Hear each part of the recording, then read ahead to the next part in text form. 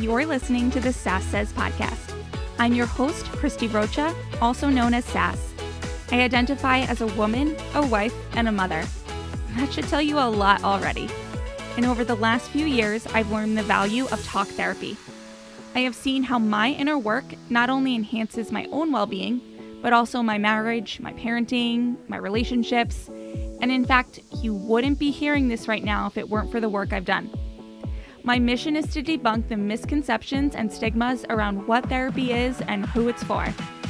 Let's normalize working on our mental health and seeking help when needed. We've all heard of self-care, self-help, and self-love, but do you often wonder how to actually make it all happen? I do. You'll hear strategy-based conversations with professionals, as well as inspiring and validating stories from women who are just like you and me.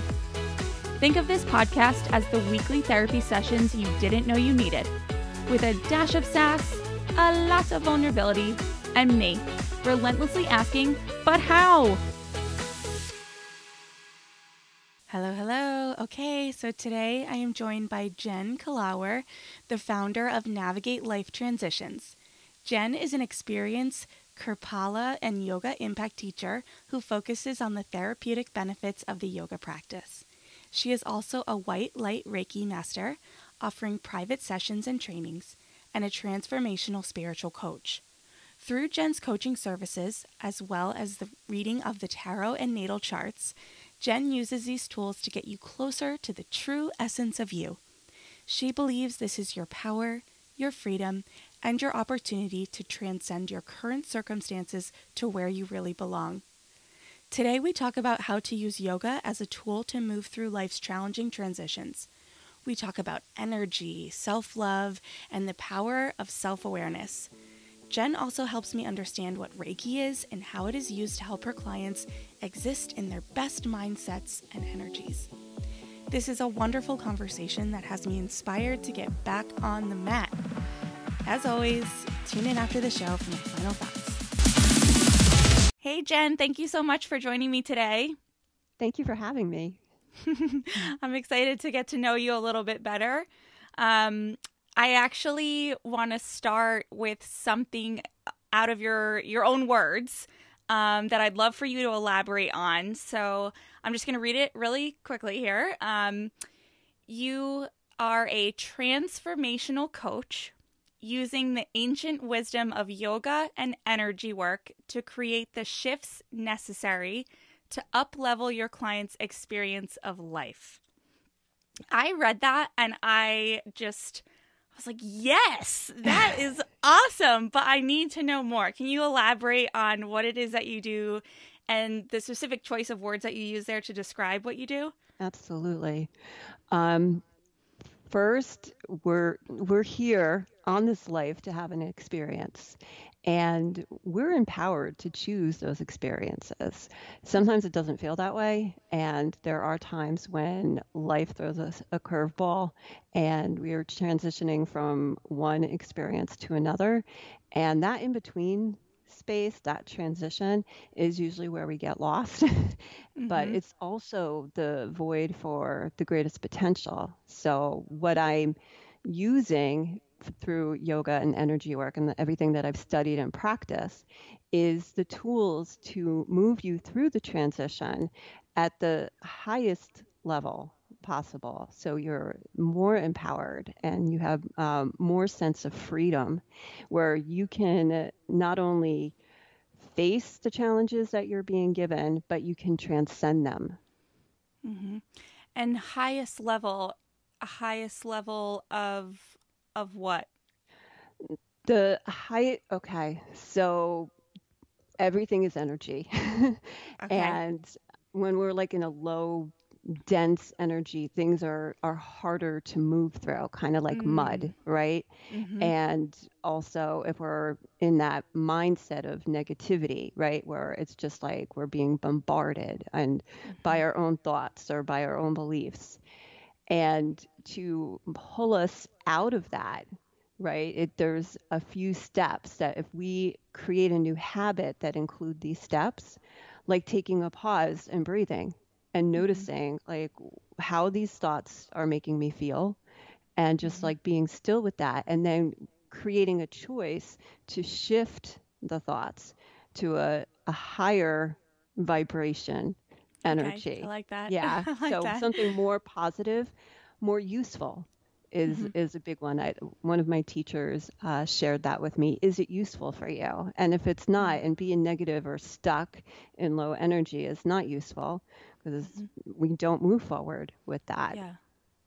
And I want to ask you to clarify because I think um, I've had a couple of other conversations related to this that negativity and positivity does not equate to n- not allowing yourself to feel Right. potentially what people would consider negative emotions.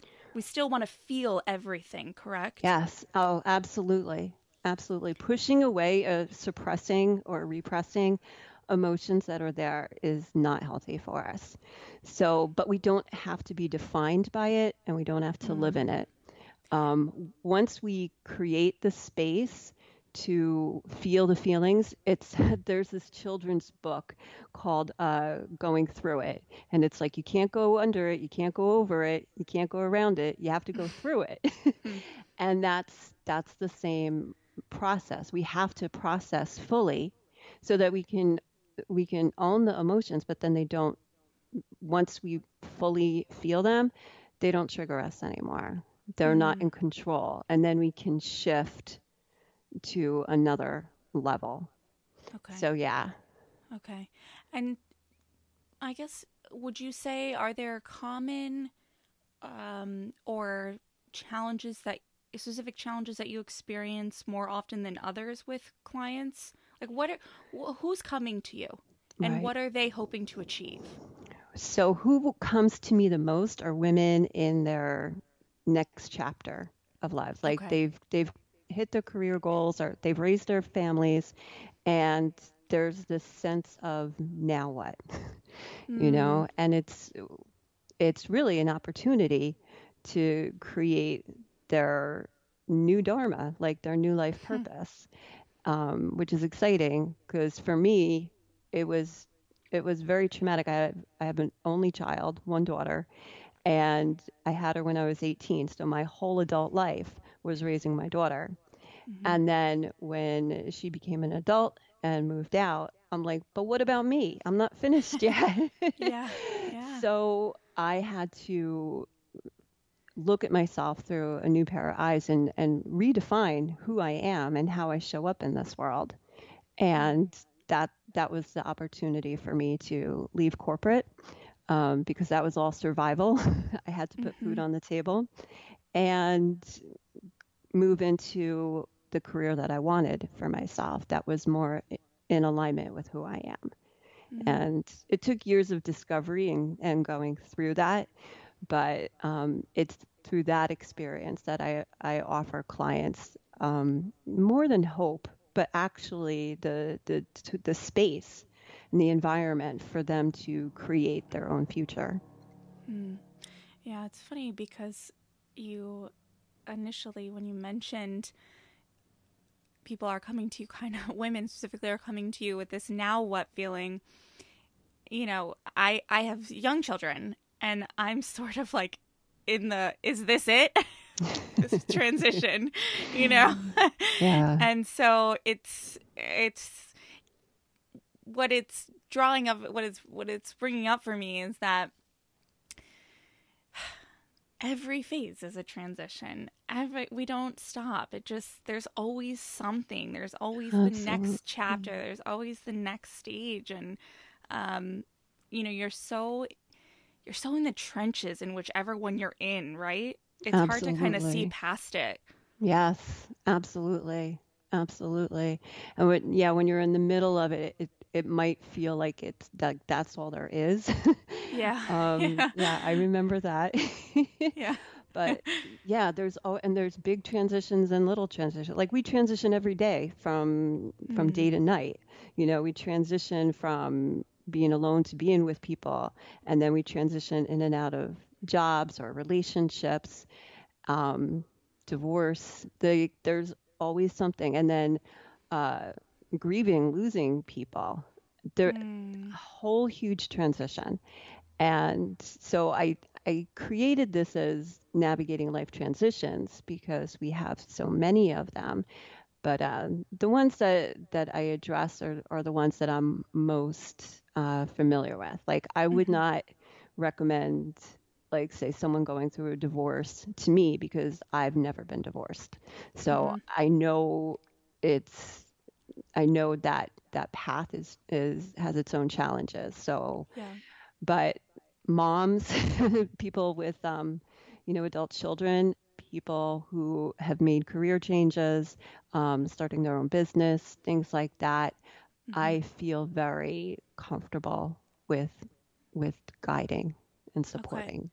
So I guess walk me through a little bit about what that guidance and support looks like in a practical, real way. Okay. So with with the coaching, I'll start there.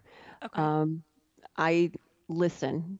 I Mm-hmm. listen and kind of guide them into what their vision is, like what they want to experience, and let it come from them, not from me. Mm-hmm. And then we'll see what's stopping them from it. And it could be something like money, it could be limiting beliefs, it could be their own stories. And we just keep working through that. And when they get to a space where they're committed to their new future, then that's where the work begins. Mm-hmm. And the work that you do, I know you like so on when they're coming to you, there's this space for them to talk openly, and you're also incorporating your yoga practice into that, correct? Right. Yes. That creates the environment for safety and like a sense of sacredness, honestly. Mm. That's not always popular to say, but we are sacred beings, we come from sacredness. And I honor that with my clients. And my goal is for them to recognize and acknowledge and honor that within themselves as well. Mm. So, and that's part of the yoga practice that I bring forward, and to be connected, physically and energetically to themselves. So they have that foundation to show up in a way that they know they want to. So it's deliberate. Mm-hmm. So I'm a person that hears that and goes, yeah, I'm all about that. Hmm. What do you say to someone who isn't so sure? How do you work with someone who maybe is like, I'm kind of into this, but they're maybe not totally bought in yet? Right. Well, it is about them. It's an investment in themselves, Mm. really. And if they resonate with me and they're like, yes, I could work with your speaking their language, because that's really what it's all about, right? Yeah, And I know that I'm not for everybody, yeah. but that's when they're resonating and it's a fit, then it's just about them making the decision to do this for themselves, Mm. because it is life changing. Like they're choosing to change their lives on purpose. It's Yeah. instead of being victim to circumstance. That's the number one issue that comes, because like we play victim to our circumstances, and Mm. no, nothing's going to work out. It never worked out in the past. Why is it going to work out now? Yeah. So that It's mentality. sometimes easier to stay in that space, even Yes. if you're not liking it. It's Yes. can be more appealing than working through change and working through Yes. what's really deep down in there. Yeah, because it's the devil that you know, right? There's Exactly. there's this quote by Anais Nin. I'm gonna paraphrase, but when the risk to stay in the bud is more painful than to blossom, that's when you blossom. Hmm. That's when I you love take that. the risk. So it's like, I cannot live like this one more day. Hmm. Something has to change. I may not know what needs to change, but it has to change. I am not. comfortable in my own skin anymore. Right. I can't look in the mirror anymore. Like when you get to that point, Right. and it's like that's the catalyst to change. Mm-hmm. So someone is working with you and then they are out in the world. Hmm. Where are they making connections to the work they're doing with you, and how do they utilize it in, when they're out at their job or they're out with their family and they're in the world, they're not in Right. the safe space. Right. So that's just like in yoga, right? Our yoga mat is kind of like our laboratory or our safe space where we get to practice, right? Mm. Practice being with ourselves, practice being in our body and moving and not running away Mm. from it or not getting distracted. And then we take that practice out into the real world. Mm-hmm. And that's what it's a practice. It's never perfect, right? So we keep coming back to that.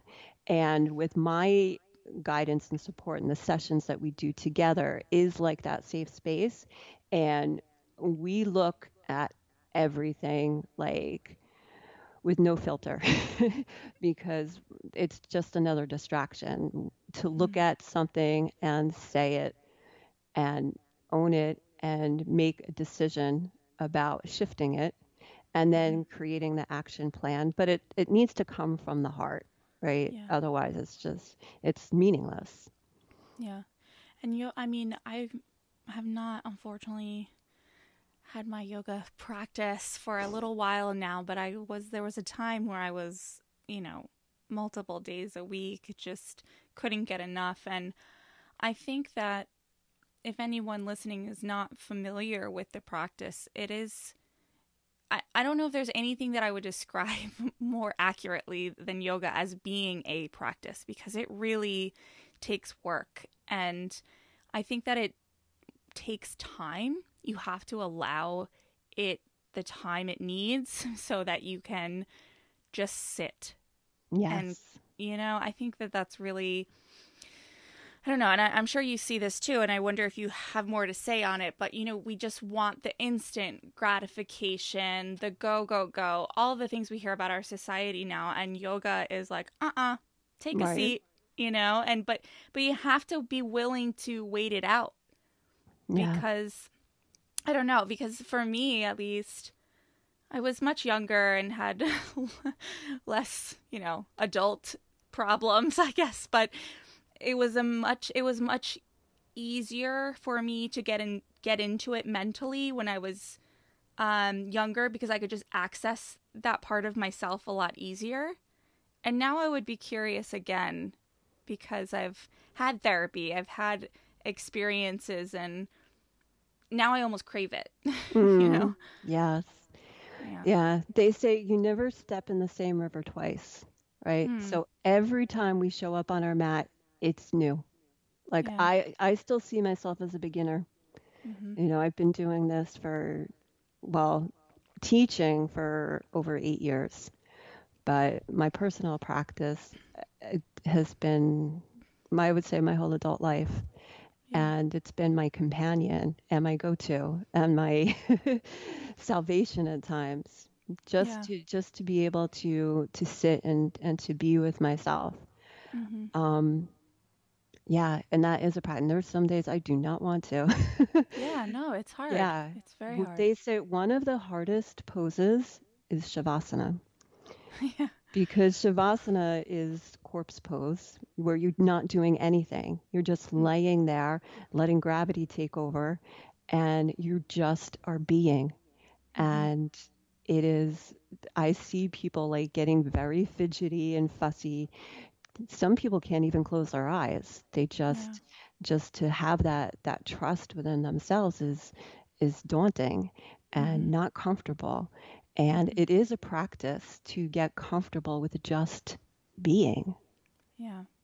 Yeah. And then, so again, going back to kind of taking the work that your clients are doing with you into the real world, we're talking about someone is I don't know, in a situation or just at work or whatever, and it's that ability to take that pause and almost say, okay, what would, I don't know, I'm perhaps speaking out of turn, but it's almost like, what would I do if I were on the mat? How would I be processing this? And kind of, I don't Mm-hmm. know, almost like tuning in Mm-hmm. to the space that they might be in with you when they're doing their work, and saying, okay, I don't know. I just feel like it's just, you, and again, you might better say this, but it's just slow down. It Yeah. just feels like, just take a minute. Yeah, absolutely. And you hit on a good point.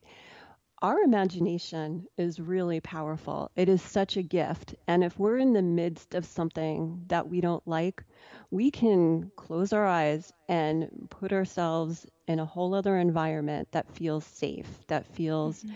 comforting, or, aesthetically pleasing, or whatever it is Mm. that feeds that person, that brings them the comfort. And they can just breathe into that. And then when they feel ready to go back into the environment that they're in that may not be as healthy. Interesting. Yeah. Interesting. Okay.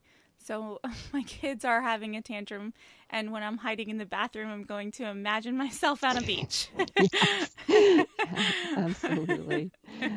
Absolutely. They do say you have to put the oxygen mask on yourself first. Mm-hmm. So being a mom, you need to close the door sometimes and take a few Yeah. breaths, before interacting with your kids, because then, and I've done this, is you're interacting with a sense of resentment Yeah. instead of joy or like real love. Like all of that kind of gets distorted when Mm-hmm. we're upset. And if we don't take care of ourselves first, we're actually being a disservice, right, to Yeah. the people around me. When we take care of ourselves, right, there's like this overflow of peacefulness and joyfulness and love that touches everybody else around us. Mm-hmm. So it's actually very giving and generous to take care of yourself, because then you're showing up in a world in a way that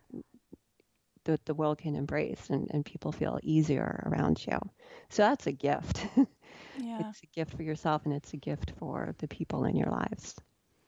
Why do you think it is that I think particularly women and mothers really struggle with that? We are in a society that is mostly patriarchal, Mm-hmm. and it has been the belief that we need to be the martyrs, to give, Mm-hmm. to kind of like children, to be seen and not heard, like to suffer quietly, and to take on the burdens. Women are more of the emotional carriers for the Mm-hmm. families. Um, Again, with that tendency, as if men don't have emotions or not Right. not able to have emotional maturity. It's almost like they get a pass with that, like the women in their lives will take care of that for them. And Yeah. that's so not true. Yeah. So not true. But yeah, it's a limiting belief. And Mm. we've been conditioned into that, and me at this age, I feel completely um, uninhibited from that. Like Mm. that does not exist for me anymore. I'm completely free of that. That's, we both just let out big smiles, right? Yeah, it's very true, and it's really important because we're the ones teaching these new generations now, I and if know. they see this as normal, like this is the new normal, and they're like, wait, you, like back in the dark ages, which it was, where it was like you scurried around like that and were like walking, in these very tight corners and limiting beliefs. And you couldn't just go, and just breathe and be yourself Mm-hmm. and, Mm-hmm. not apologizing for being you, Mm-hmm. all of it, all of it. It's all a gift. It's a gift, and but it's still, in a way, it still in a way feels like our burden to bear, though. And maybe you can elaborate further, but I feel like it is my job to make sure that my daughter, my son, they don't share the same patriarchal beliefs. Mm-hmm. And it's something that there are days where I feel so grateful that I have the opportunity to raise them differently. And I can't even say, I don't know. Whenever I say things like that, I imagine my mom hearing me say that and like cringing, you know, because I don't think that she was like, oh, be a little wife, you know, but it's more than just our homes, right? It's societal.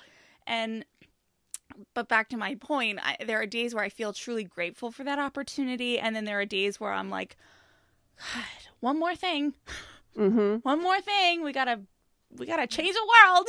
Yeah. you know? Well, I think the biggest impact that we have in changing the world is by living it, right? Rather than speaking about it or talk like, you know, I learn much more from my experiences than I do from a book or from someone telling me the way it is, you know, and that's a very yoga thing. Like I embody the yoga. It like runs through me and it shifts me on every level, physical, mental, emotional, spiritual, and it takes to another place. So when we have that, it's like we're shining our light, like we're beacons to our children, and you're shining your light, and you're not like living in that patriarchal conditioning when you're making the choices for yourself, like, oh, I'm not doing that because I don't want to do it and I don't need to do it, or that's not in alignment with where I want to be, so that's not in my life. Here's where I want to go. Here's what I want to, you know, embrace and play with and experience, and not apologizing for it or defending it. Just be like, well, if you don't like it, you can go somewhere else. Yeah. And kids, I think, are so receptive and so in tune to things that we don't even realize, you know. I mean, because really... they haven't received all of the conditioning that we have yet. So they're like these, you know, open, you know, light beings that came into this world. Like, here I am, you know, let's play. Like, what do you got to show me? I remember I was doing a family gathering, and I was very upset about it because it was like my in-laws and all the aunts and uncles, and I was getting very anxious and upset, and I was running around, you know, setting things up and cleaning. And my grandson, who was 2 years old at the time, he came walking in, and he was wearing like a hat, two different socks, two different gloves, sunglasses. And he just walks in the room and he's like, here I am. Like, what's the up? party can start now. So yeah, that's the kind of energy I like to tap into. It's just like, here I am. Yeah. I want to go back to you said yoga flows through you. Is there a particular style of yoga that you practice, or I'm not well informed. I've done different types, but not because I was actively making a choice. It was just whatever was around. So could you speak to maybe that a little bit about your preferences and the differences? Well, I'll focus more on what I do, and then I'll mention. Sure. Because there's a lot. Yeah. I studied through Kripalu, which is up in the Berkshires, Massachusetts, and it began as an ashram, and now it's like board of directors. It's like a whole institute. Wow. But the focus on it is compassion, and that spoke to me the most. My first teacher that I went to when I went to a yoga studio was trained through Kripalu, and her environment that she created and the class was so nurturing and just so loving. And it was just like, you know, if this doesn't work for you, here's a modification, like here's an adjustment, and it was just like releasing all the shame that I felt about my own physical body. You know, another another Yeah. one of those conditionings. But Mm-hmm. it released me from that, and I'm like, I want to create that. Like I want to almost like pass it forward, move it forward. And Mm. Kripalu uh, really spoke to me through the training. It's yoga is defined a few different ways, but one of it is a meditation in motion. You Hmm. know, it's that we use our physical body because our body is a gift. It's not something to be ashamed of. And when we connect to it and connect to our breathing and feeling that and like feeling the muscles stretching and engaging and all like and it's like here I am, you know, Mm-hmm. it's just a beautiful practice and it's doing it in such a safe, nurturing, loving way.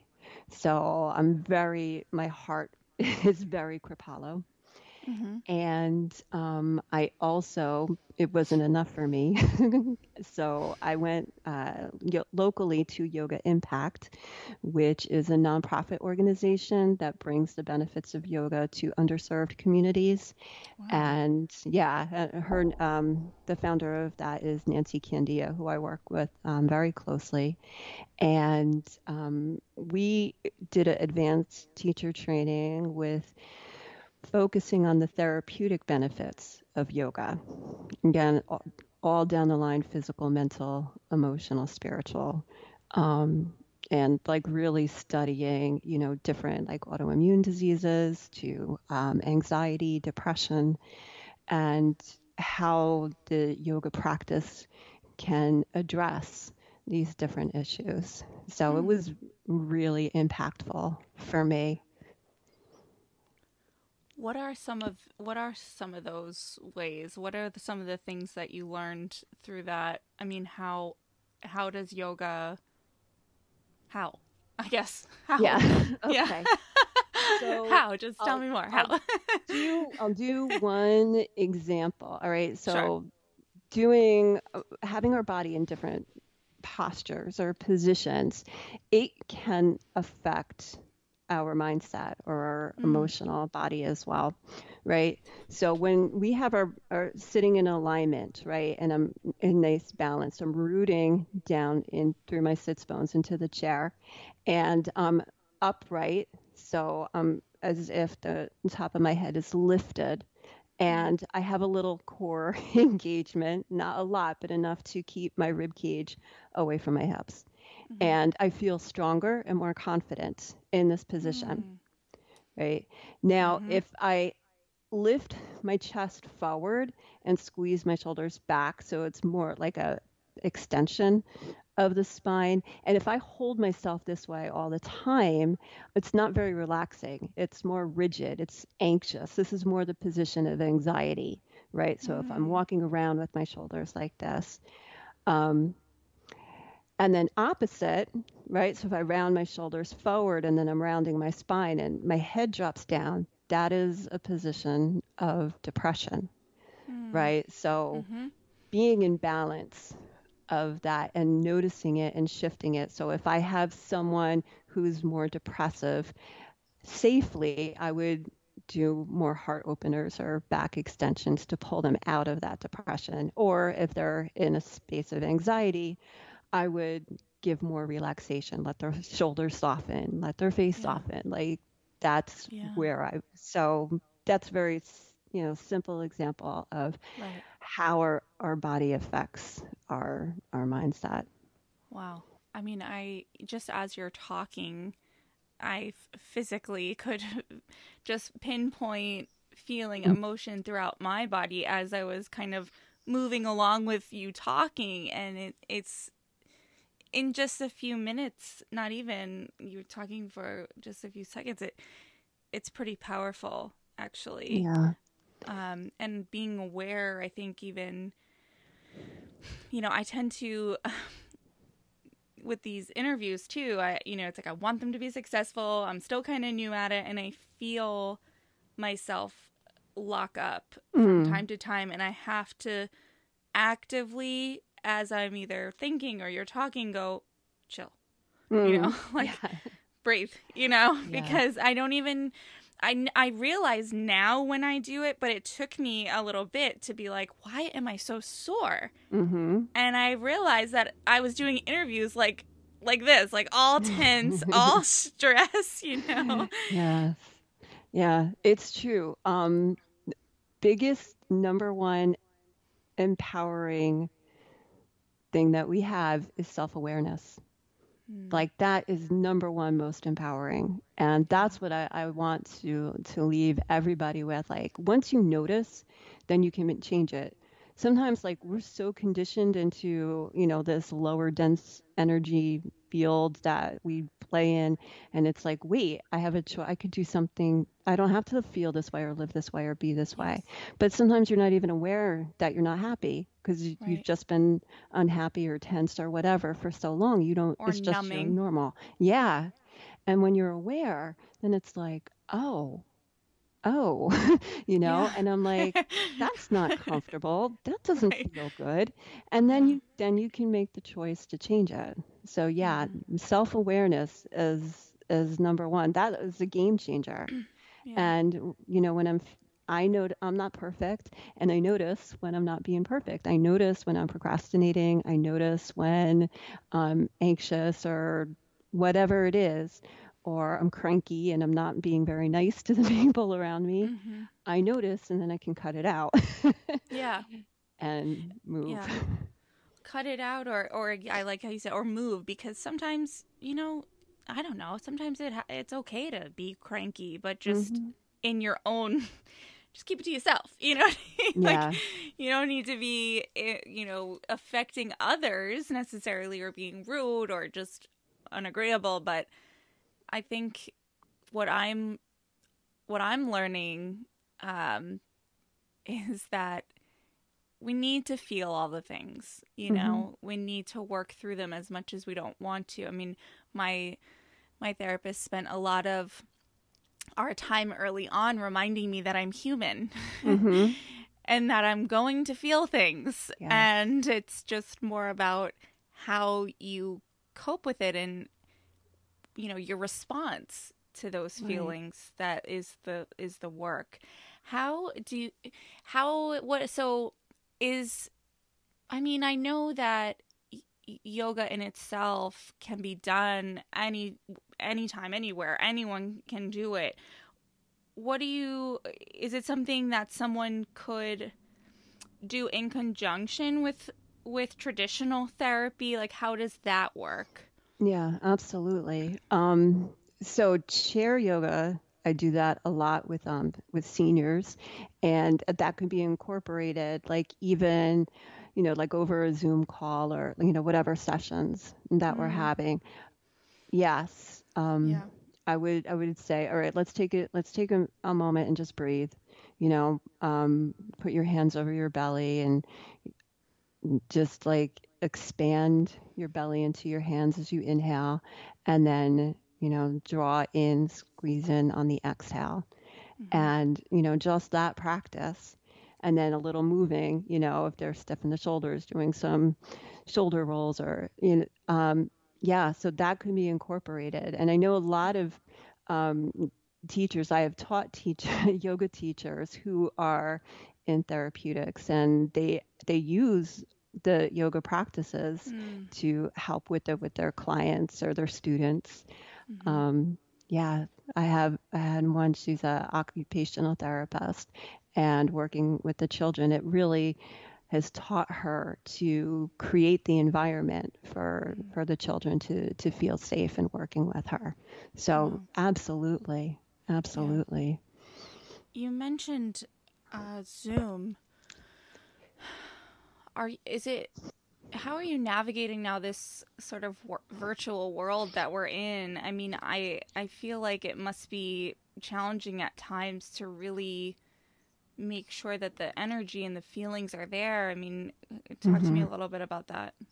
Yeah. So when the pandemic first happened and everything went online, I was like, how? how am I going to do that? I didn't know. Like I had when this all started, I had a free Zoom account that it was only 40 minutes, and I was like, oh, this isn't enough to teach a class. And Mm. um, but moving through all the parts, uh, it worked. It worked, and it does work. Like the energy is beyond our physical body, and it does get conveyed Mm. through the electronics, which is awesome. It's really Mm-hmm. awesome.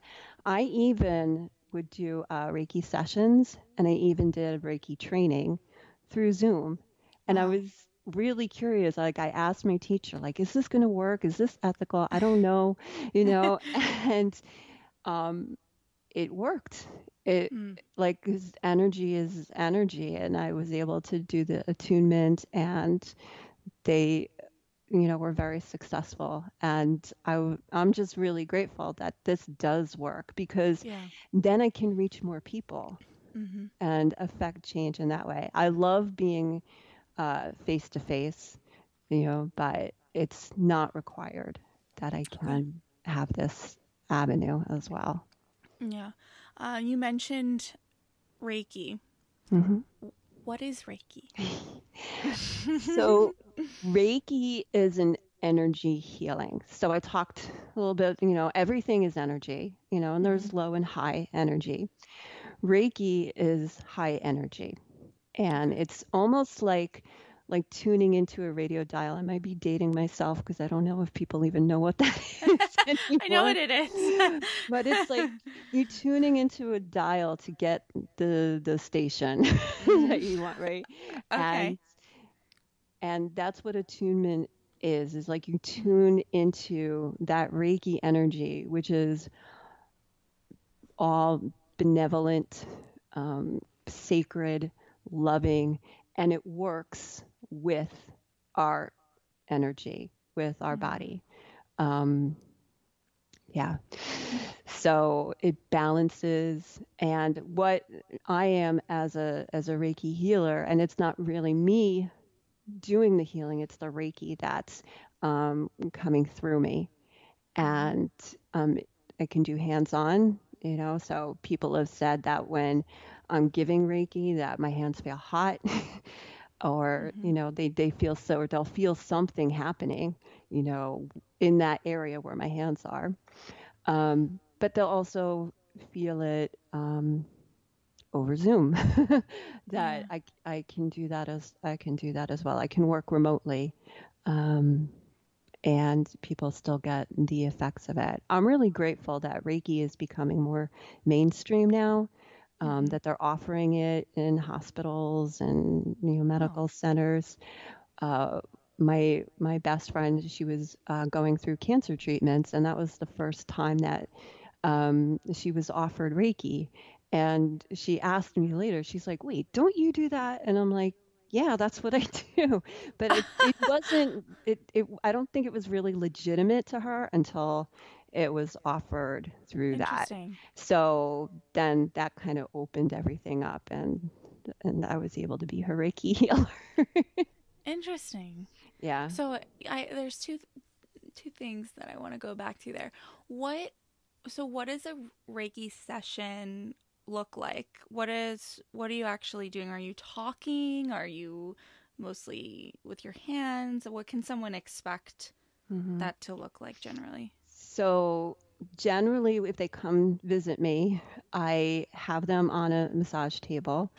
And can I say I work through Be Well in Morristown. It's Sure. the yoga Yeah. studio. Okay. Mm-hmm. So I work in the treatment room there, and there's a massage table. So they just lay down, just being nice and comfortable. And I'll talk. I'll ask them if they're open to receiving messages, because I'm in this higher energy. So sometimes I'll pick things up, for them. Some people are open to it. Some people aren't. Some people just want to lay there and receive the energy. Some people want to talk. So it's really up to them. It's also up to them if I'm hands on or not. I can hover my hands over them or I can touch. So it's really up to them. And Hmm. I don't do any like manipulation or anything. It's just laying of the hands. Okay. So I will go over like the chakras, the energy centers, measure them, see if one's out of balance, and then that's really my focus is to get everything in balance. Okay. It's reminding me, I've not experienced Reiki before, but it's reminding me of acupuncture Hmm. a little bit. I mean, I'm sure the philosophy is different to some extent, but just sort of, I remember, her just trying to channel where my energy was and my negativity and the pain at the time it was Yes. specific for. And what's mostly I'm reminded of is the sensation afterwards was just a lightness, Yes. a relief. Yes.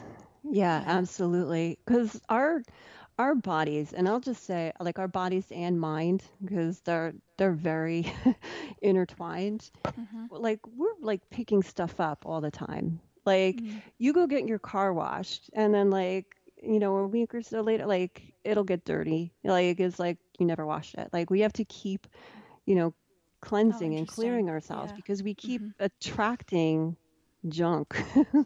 We Yeah. pick up other people's junk and it's not even ours. So, going regularly to get a Reiki session or acupuncture, it's that time for yourself to kind of cleanse energetically. Yeah, I can say it that way. To cleanse energetically, Mm-hmm. just like we wash our bodies to cleanse our energy. Yeah. We take a shower. We Hmm. to cleanse our bodies. We go to therapy to vent, and we get our energy cleansed Yes. through other avenues. Yeah. Yes. Mm. It's I don't know. My the thing I constantly need to remind myself is that I feel like we're always looking for this some answer to some question, whatever it is, and we're always looking for some solution. And I really appreciate you saying and sort of honestly reminding me that it's a constant state of work. And I don't mean that to sound negative. I just mean that we can work on ourselves and connect with our energy and our higher beings, but there's no end goal. It keeps going, right? It Hmm. keeps, you know. Absolutely. Absolutely. I'm a huge believer in what one of my teachers calls extreme self-care. And that's really like our priority is taking care of ourselves. And it doesn't mean that we're weak or, we're not strong or anything, like that. We are human and we need to put ourselves first and surround ourselves with good people that are supportive and loving and be able to be still and alone and surround ourselves by what is useful, what is going to benefit us. Like, Mm-hmm. I mean, yeah. Yeah, no, it's a lot. Yeah. It's a lot. You mentioned too, even your friend. I mean, this is. I don't mean so. Your own friend was not aware or couldn't legitimize what you do. I mean, what is that Right. experience like? And maybe not even just speaking about your friend, but generally to perhaps the naysayers and those who Right. are, just not feeling it. Right. So one of my objectives, my mission is to make the invisible visible. Mm-hmm. And that's really what yoga does. Yoga uses our physical bodies and we can feel things, in our body, or we could see things, Mm-hmm. and it makes it more real. It makes it more palpable. This is the grossest part of who we are. And we can touch it and feel it and see it and know it. Mm-hmm. And the other subtle realms of reality, what have you, the energies that are more subtle that we don't see, people have doubt in their existence. And you can doubt all you want, but that doesn't mean that it doesn't exist. So I try to demonstrate through experiences, right? Through like the yoga practice or through a Reiki session, that this is real too. It's like, Right. yeah, we get so caught up in the materialistic part of life that the subtle, and I understand, like, there's people who are afraid to believe that it's real. And I get it. And there's some things that I'm not 100% sure about, but I I keep expanding and I keep growing in my own spiritual practice and notice what feels, right for me, and being on track.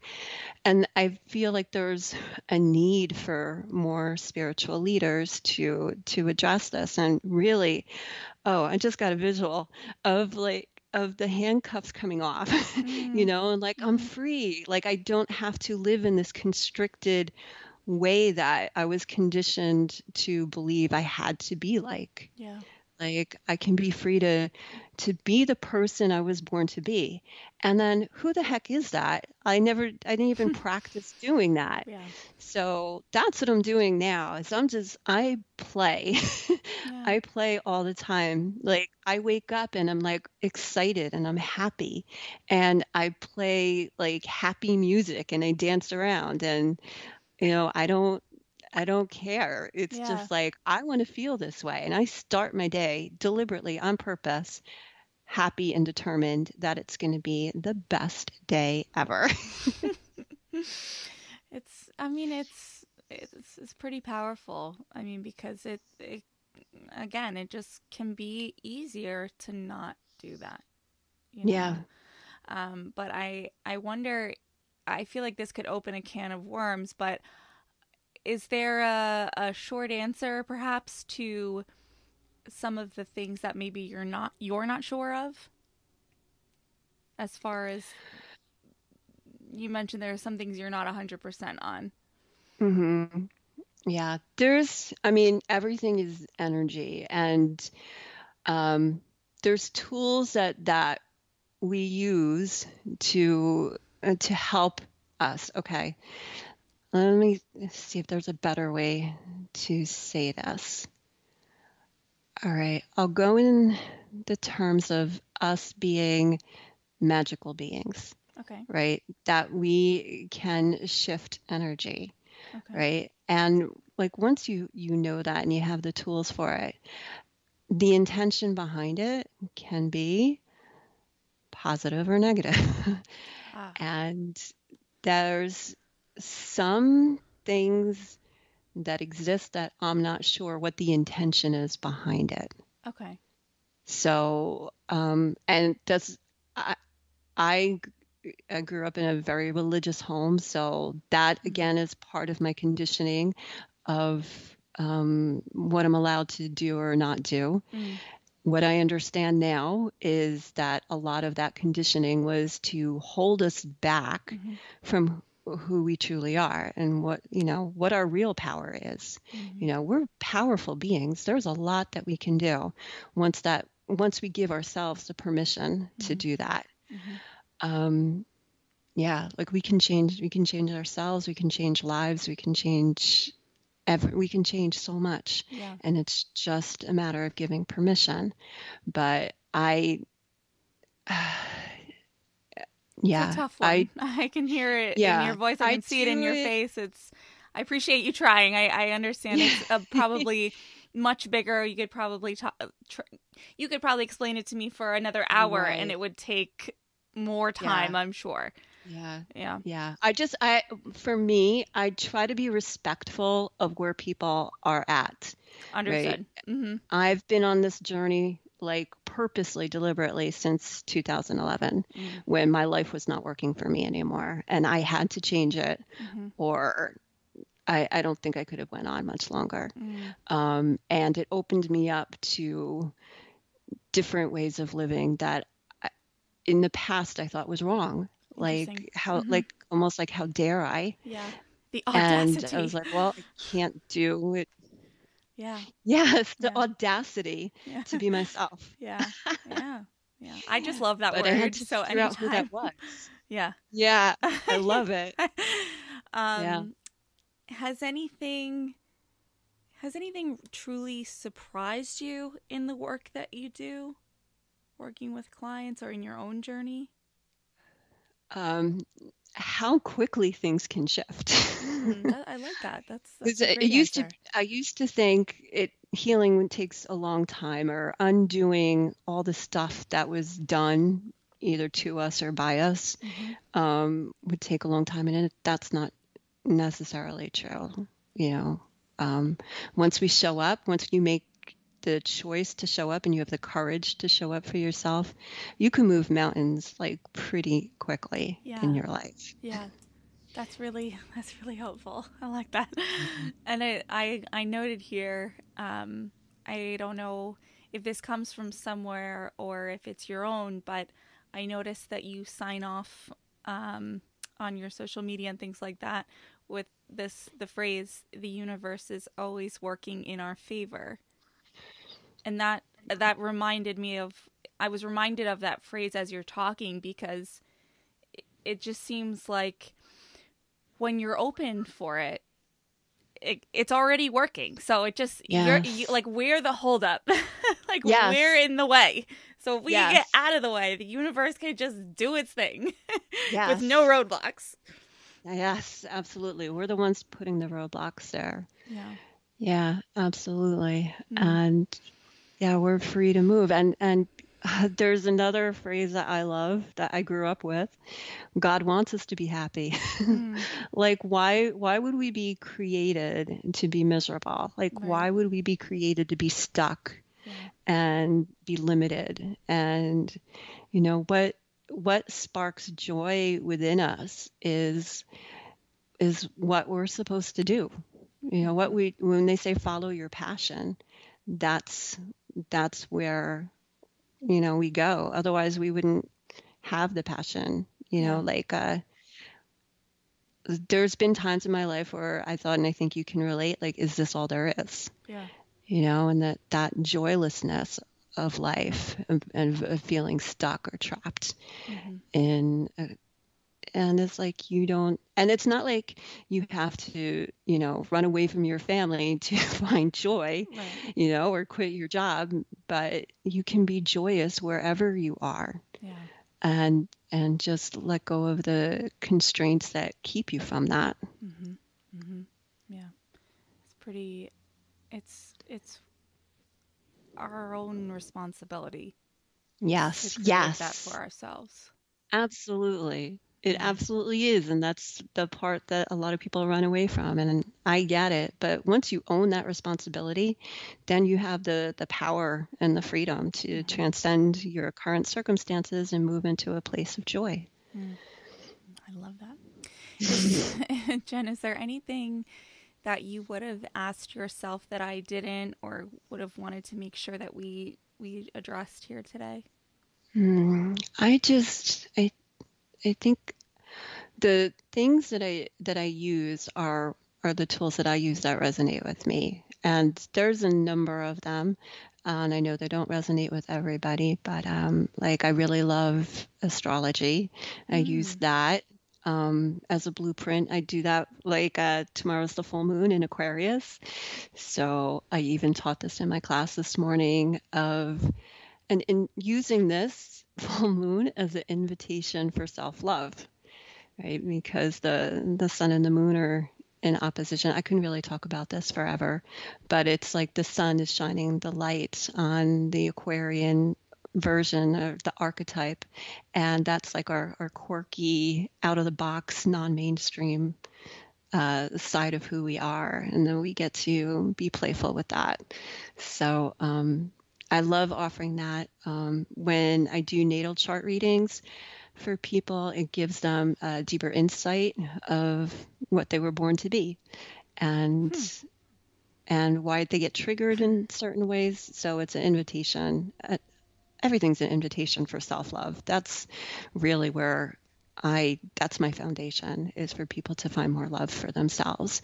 And through that, they get more empowered to be more authentic, genuinely themselves, and releasing any sense of shame or unworthiness that keeps them from that.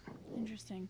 Okay, I'm totally fascinated and know nothing generally about astrology, so I think you may have to come back and do Okay. another hour on that, because I feel like it would take an hour to It really. would. Yeah, that's a whole other thing. Yeah. Yeah, Yeah, that because is, I really, because you know, I buy in, but I don't know anything about it, yeah. Yeah. And when you Basically, go ahead. I do things that I geek out about, right? Like I devour like books on this. Hmm. I take courses on this. I'm like, and I get so excited and like doing my natal chart and my family's, and I'm like, oh, you're here. Oh, look what we have in common. Like I get so excited. Yeah, So I want to that's know why I about do that. what I do. Okay. You're going to have to read my chart. I want to All know. right. All right. Well, thank you so much. How can people find you, work with you, if they're interested in learning more about you, Jen? Absolutely. So my website is navigatelifetransitions.net. And as soon as you go on there, you can sign up for my email list. And then I do have a page, a booking page that lists all my services. So I offer a free first coaching session with Mm-hmm. me where I listen to you and what your needs are, or where your struggles are. And yeah, I do yoga classes 3 times a week. So there's a variance of different things that I do, intuitive readings, Reiki healing. I offer meditation, like a private, customized meditation. Mm. So yeah, so if you get on my email list, I'm also have a Facebook group, energy shifting yogi. That's not the whole word, but it starts with energy shifting, and there's a Okay. picture of a cloud. But if you find me on, you can find me on Facebook, Navigate Life Transitions, and yes. Wonderful. Wonderful. And I will, of course, put whatever links available in the show notes. So thank you so much, Jen. This was just incredible. And like I said, we're going to have to do a whole nother hour on the moons and whatnot, because I really want to know about this. And so anyway, thank you so much. I really appreciate your time today. Thank you. Thank you so much. Okay, so how wonderful is that? I mentioned in the conversation that I was once an avid yoga practitioner. Hi, Down Dog Yoga in DC and Virginia. I miss you so much. But my friend and I would go 4 or 5 days a week. You could say it was a bit of an addiction. And when I think about it, and I said it on the show, that, my problems weren't quite what they are now. I was in my early 20s, but they were still my problems, and they felt very heavy to me. And I was also working anywhere from 2 to 3 jobs and maintaining a very heavy social life. So it's no wonder I wanted to take an hour, 4 to 5 days a week, to clear my mind and slow down.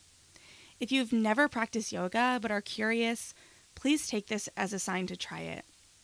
And I'll remind you here to give it time, because it's so worth it.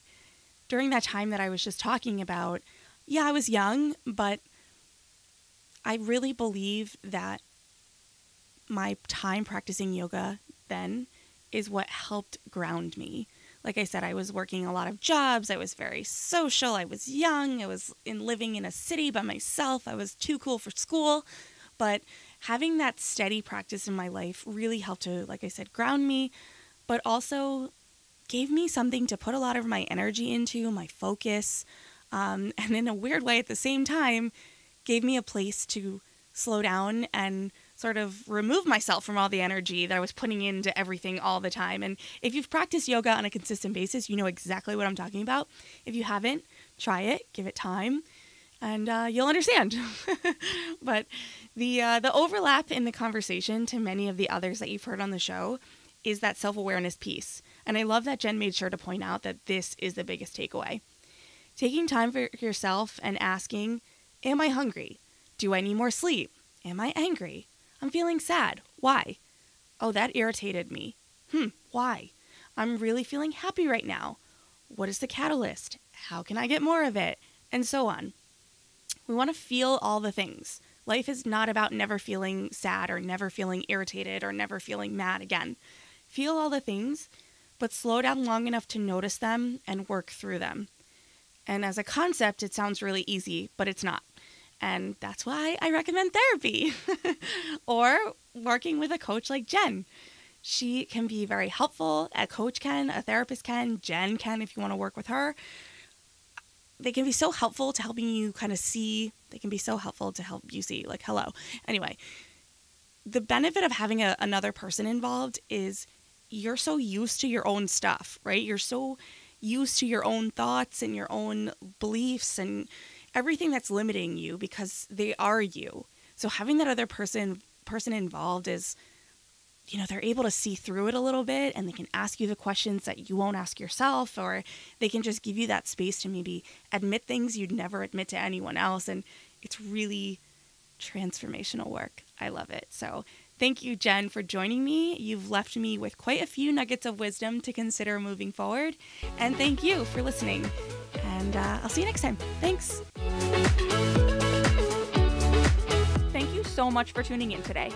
Sass Says is a production of Luann Garrett, Inc. This podcast is meant to be educational and not meant to replace professional therapy or professional medical attention. To learn more about today's show and what's new in my world, head over to sasssays.com. Thanks so much. Talk later.